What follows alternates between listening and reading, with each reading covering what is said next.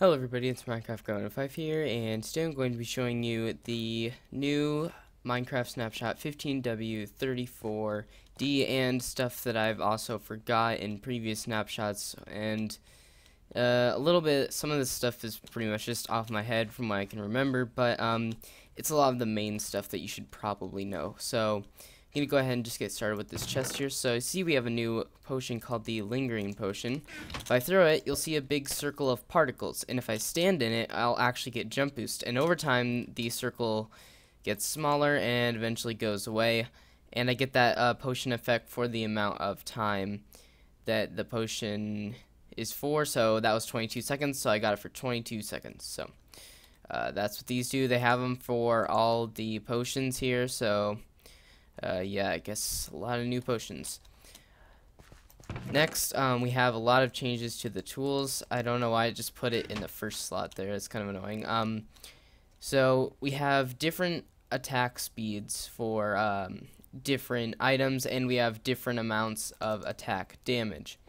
So this one is probably the fastest. It has, it actually says down there the attack speed and the attack damage. So for attack speed, and you know the highest one is 0.5. So I'm pretty sure the smaller the number is the longer, because you know if you see this, it takes forever to recharge. And actually, let me just go video settings and attack indicator hotbar. So now you can see it. That's also how I turned it on. So now you can see it recharge compared to the hoe there, which is really fast. So the hoe does 4 damage, or I mean 2 damage actually, and this one does 5, 7, 7.5, and 11. So the axe does 11, and it takes forever to recharge. So if I go ahead and just get like a villager here, you know, and if I jump and get a critical hit here, and you know do another one, it dies in 2 hits. Yeah, it dies in 2 hits. And if I did it with a diamond sword, it does 3 hits. So the diamond axe is actually becoming one of the more better weapons than the actual swords, which are used for fighting. But they're probably still going to tweak things because, you know, it's pretty new. So let me go ahead and just go game mode 0. So there's another new feature, and time set, actually game mode 1. And let me just get more of these spawn eggs. Game mode 0 / time set night. There we go. So there's a new action with the sword, which is slicing kind of, or like going this way, and what you do is you shift and then you hit, but it doesn't really work when you are hitting nothing. So I'll show you what it does. So a bunch of zombies are chasing me. If I hit them with that, you see a new particle, and they both fling back a little bit. So you can see it, both mobs are flinging back. A bunch of them fling back, actually. It's pretty useful. So I'm going to go ahead and just finish these mobs now. It's going to take a while to get used to the new swords. But, yeah, there's a new particle. I actually looked at it, I believe. 700, there we go. So, yeah, it's called, like, sword hit, I believe, or, like, swipe sword. I don't know. But, there's a new particle effect, which you saw. And it knocks a bunch of mobs back. So if you're kind of cornered, you can knock them back and take them out one by one, which is pretty nice. So that's it for those. Here's the next chest, which we have shields. So to use these, you actually right-click them, and you slow down. So it's kind of like right-clicking your sword. Yes, you can put them in your offhand. You could push F and do that, or just put it in the slot here. Oh, yeah, here. And you know, when you right click it, it does that. So let me just get that back there. And another thing, I forgot to place a crafting table. You can actually put designs on the banners, or not banners, shields, but use them with banners. So if I were to take a green banner, it can only be the same color as the shield. So if I were to take a white banner and do this, it wouldn't go on the green one. So you have to have green on both of them. And you know, I can put a creeper face on here, take that, put this down, put the shield there, and now look at that. I have a creeper face shield, so pretty cool. Oops, there. Let's just clear the rain there. So yeah, you can put designs on shields from banners. One other thing that I thought was kind of funny is if you have a dragon head and you turn the lever on, it'll open and close, which is pretty funny. I feel like someone would need to make Pac-Man out of that. So another thing here is if you break dead bushes, they give you sticks. So that's nice. And now the biggest change probably in this snapshot, in the previous ones I guess, is the colored command blocks or different types of command blocks.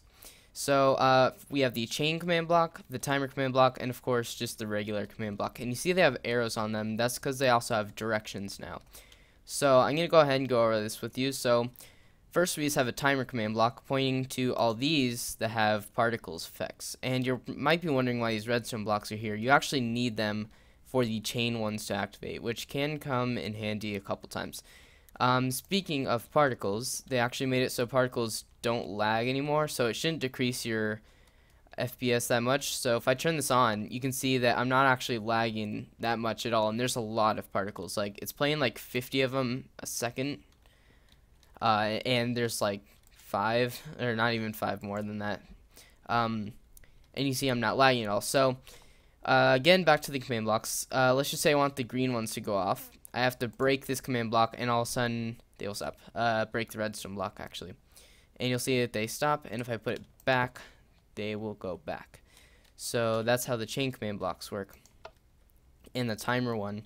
Another thing with the timer one, it doesn't have to be hooked up to chains. It can just have a command in itself, and it will execute the command. So that's pretty cool. Another thing, this is how we had to do it before. So let's just say you want it so if they stand, you know, like right here, it would just say hi a bunch of times in chat. This is how big it was before, and now here it is with the current command block technology, I guess you would call it. So you can see that the size of it is reduced, and it's a lot nicer. So all we have here is just a blank timer, test4, and then /say hi, and this one's /test4 and /say hi. So if I do this one, it actually says it's slower. Oh, and you can see if I step off of it, it stays on. I have to do that. Let me just say something in chat. And now, here's this one, and it actually says it a lot faster, which is really nice. So it's kind of like a fill clock, but it doesn't take up that much RAM or anything. So it should cause a little bit less lag if you do redstone timers like that. So how does this work? So empty timer. And now you see this thing down here, it says conditional, or unconditional, and you can change it to conditional. What that means is it tests for if the block behind it was successful. So this actually requires only 2 command blocks, I think. It does require 2 command blocks. I guess I just added an extra one. So we have the test for command, and if it's successful in testing for if there's someone in a radius of 1, this one will activate. Because it says conditional. So conditional means, you know, it's testing for if the block behind it was successful. So if there's someone in a radius of 1, successful, and the timer will activate this command. So that's pretty nice. I could actually make this go down 1 by putting this in here and taking this one and putting it in here and changing this to conditional. Now it's only 2 command blocks, which is way smaller than what we had before. Let's see. So the other day I actually released a video showing the thing where if you stand on stained clay it would fall down, and I just made that with these command blocks instead, just to show you that they work fine. So now if I walk on here, you know, it turns red and the blocks fall down. So yeah, they work pretty good. I'm going to enjoy using those. So next thing, this is just something fun that you can do with them. This is a timer one, and this is a clone command, cloning these 2 blocks forward. So I'm going to go ahead and just turn the timer on, and it's just going to go on an infinite, like, it's going to keep going that way infinitely. And, you know, you can turn it off just by breaking this one, which is really nice. Before you had to have a hopper timer, and it would just clone the hopper timer, and you have to go all the way down there. So that's really nice. And something else I did with this is I had it so it clones this entire area. And I actually did this, and now we have a infinite railway system that will just keep building itself. As you see, as it gets farther, it lags more and it gets a little slower. If I break this block, it places it back. So it's pretty much cloning every single one of these segments of the entire railway one by one. And of course, I can just stop it by breaking this command block or this redstone block down here, and the entire thing stops. And now we have this nice railway. So that's pretty much it for this video, and thanks for watching.